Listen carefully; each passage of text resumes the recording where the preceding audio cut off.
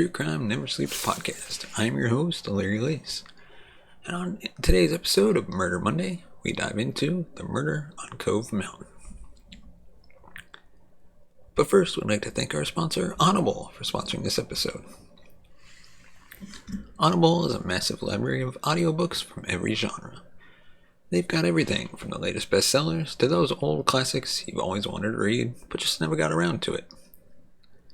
And they've got a huge range of genres: romance, mystery, sci-fi, fantasy, whatever floats your boat. If you want a free 3-month trial and audiobook of your choice, head on over to audibletrial.com/Larry21.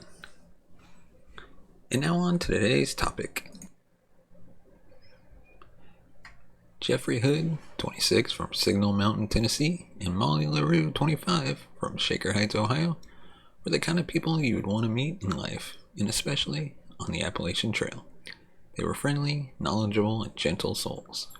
People who just read the couple's comments left in shelter notebooks were excited to catch up with them to have the chance to chat and share a few miles of hiking together.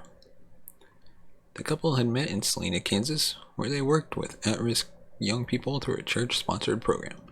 They would help these kids deal with their troubles by being surrounded by nature. The two social workers had found out that they were about to be laid off, so they started to think about what it was they wanted to do next. The idea that came to them was to hike the Appalachian Trail. This would give them the chance to spend time together and to figure out what they wanted to do next in life. If you're going to hike the whole trail, you'll need to either start in Georgia or Maine and then head north or south. Geoffrey and Molly started in Maine, which only 1 in 10 people choose to start on that end. Starting their planned 6-month-long journey on June 4th, 1990, they started in Maine. They hiked along at their own pace, taking plenty of time to snap pictures and enjoy the beauty of nature that surrounded them. A common thing for hikers to do is sign in on trail log books along the way. Hikers would write notes to those that would come after them, leave thanks to those who kept the trails up, and just shared their experiences. Hikers usually used a trail name, a handle, to identify themselves. Geoffrey used Clevis, and Molly went by Nalgene. In a poem that Molly left in Maine, she signed Nalgene. Last evening I whispered, I think there's less bugs. This morning, bring on the slugs. Through the roof of our tent I see their familiar sludge. The stuff that resembles butterscotch fudge. Squished between my toes and my sandal. Yuck. This is something I just can't handle. On September 11th, 1990, they had made it to Duncannon, Pennsylvania. They were only days away from their halfway mark. On this night, they would stay in the Trailside Doyle Hotel. Most nights they stayed in their tent or in one of the wooden shelters along the trail. So the $11 a night room they got at the Doyle might not have been a 5-star hotel, but it must have seemed like it to the two hikers who hadn't actually slept on a mattress for months now. As they unpacked their stuff and most likely stretched out on bed, they called their parents, ate pizza with some other hikers, and had a chance to collect their mail they had sent to them. The next day, they headed back out on the trail, making it as far as Thelma Marks Shelter on the top of Cove Mountain. The shelter itself was a 3-sided lean-to, which sat about 30 feet from the trail. Surrounded by birch, poplar, and oak trees, this is the last place they would ever stay on the trail or in life. Early on the morning of September 13th, most likely while the couple was asleep in their sleeping bags, they were attacked. From the crime scene investigation, we can piece together what had happened to the couple. Geoffrey was shot 3 times with a .22 caliber pistol to the head, back, and abdomen from a distance of about 4 feet away based on gunpowder residue at the scene. As the biggest threat, he was most likely assaulted first. Molly was tied up, her hands bound with a rope looped to her neck. She was raped before being stabbed to death. The killer stabbed and slashed her neck, throat, and back 8 times with an 8 3/4-inch double-edged blade. It would be determined that both victims didn't die immediately, but several minutes later after they bled out from their wounds. The couple would be found later that day by fellow hikers who called themselves the Lone Moccasins, Cindy and Brian Bowen. They were looking to go into the shelter when Brian spotted the carnage and stopped his wife, Cindy, from going any further. It could be seen that Molly was face down in a pool of blood with her hands tied behind her back. Geoffrey, partially naked, clutching a white shirt in his hand with a visible gunshot wound to his back. it's estimated they had been dead 12 to 16 hours when found. The lone moccasins quickly headed back to Duncannon, the closest town, to report the crime. After talking to locals and those hiking the trail, the police were able to put together a person of interest description of someone they needed to find. The composite was for a rough-looking, unkempt white guy that had been seen carrying 2 red Marlboro gym bags. He had been wearing jeans and work boots and described as not looking like he belonged on the trail. On September 21st, only 8 days after the brutal rape and murders, 2 hikers saw someone of interest. They spotted a hiker that not only fit the description, but was wearing Geoffrey's backpack and boots. They reported him to the National Park Service. He was stopped as he attempted to cross the Harper's Ferry around 8 p.m. on Friday night. It was the weekend that Geoffrey and Molly had planned to meet their parents in Harper's Ferry, West Virginia, to celebrate their halfway mark of hiking the Appalachian Trail. They had also hinted at something else during one of their phone calls home. Their families speculated that it might be an engagement announcement.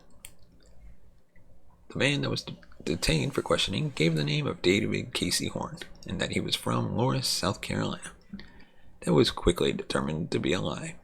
He was actually Paul David Cruz, and he had a warrant out for his arrest in Florida. He had been on Florida's most wanted list since 1986, where he was indicted for a murder he committed in Bartow. Paul David Cruz was a man who seemed to falter at everything he attempted to do. In 1972, he joined the Marines. In 1973, he got married. Later in the same year, attempted suicide, went AWOL from the Marines, and was subsequently discharged. In 1974, he got divorced for the first time. In 1977, showing up in Indiana, he met his second wife, who would recount how one night he climbed in behind her in bed, held a bayonet to her throat. That marriage also ended in divorce. By July 3rd, 1986, authorities were sure he killed a woman who had given him a ride. They also didn't think it was his first kill. After finding her body, they charged him on the 7th of July with her murder. But Cruz was already long gone in her car. He drove to North Carolina to his brother's. From there, his brother helped him escape capture with a ride out of town and some money. Cruz bounced around hitchhiking, taking buses, and walking till he made his way onto the Appalachian Trail on September 11th, 1990. After his arrest for the Thelma Marks Shelter killings, the police started to make their case. Cruz made it easy for them in the way of evidence. He had been arrested wearing Geoffrey Hood's backpack, boots, and watch. He was also still carrying the 2 murder weapons, the knife he used to kill Molly with, and the .22 caliber Winchester pistol used to shoot Geoffrey. His DNA was linked to semen found on Molly's body. He had also left belongings of his in the shelter and further down the trail, the red gym bags he had previously been carrying. The trial started on May 15, 1991. The prosecutors called 60 witnesses and submitted to the jury 158 pieces of evidence. Witnesses called place Cruz on the trail the day before and after the murders, all of them referencing how they couldn't help but notice because he looked out of place. The prosecutor gave evidence that showed the gun found on Cruz's test fired to match the bullets removed from Geoffrey's body. Looking for leniency, a psychiatrist that had visited with Cruz for 4 hours said that at the time of the murders, Cruz was drunk on whiskey and high on cocaine and not able to realize what he was doing, and was now regretful. His ex-wife Karen Brock countered that with her testimony about Cruz, he could drink 2 quarts of Georgia moonshine and still shoot pool straight. With all this information, the jury needed only 49 minutes to deliberate before returning with their verdict: guilty on 2 counts of first-degree murder, giving Cruz 2 death sentences. Later, the state of Pennsylvania would commute these 2 sentences to life in prison. He is currently being held at the Fayette prison. A quote by Molly LaRue's mother: "Jeff and Molly were murdered in God's cathedral. She spoke of the beautifulness of the trails. If someone were murdered in God's cathedral, then murder could be committed any place." Let us know your thoughts on this case in the comments section below. As always, subscribe to the channel, give us a thumbs up if you like our video, and if you want to support the channel, you can buy us a coffee at buymeacoffee.com/tcns. Your support helps the channel grow, upgrade our equipment, bring in new hosts, pay them, and hopefully take this show on the road one day. As always, thank you so much for watching and listening, and we will see you next time.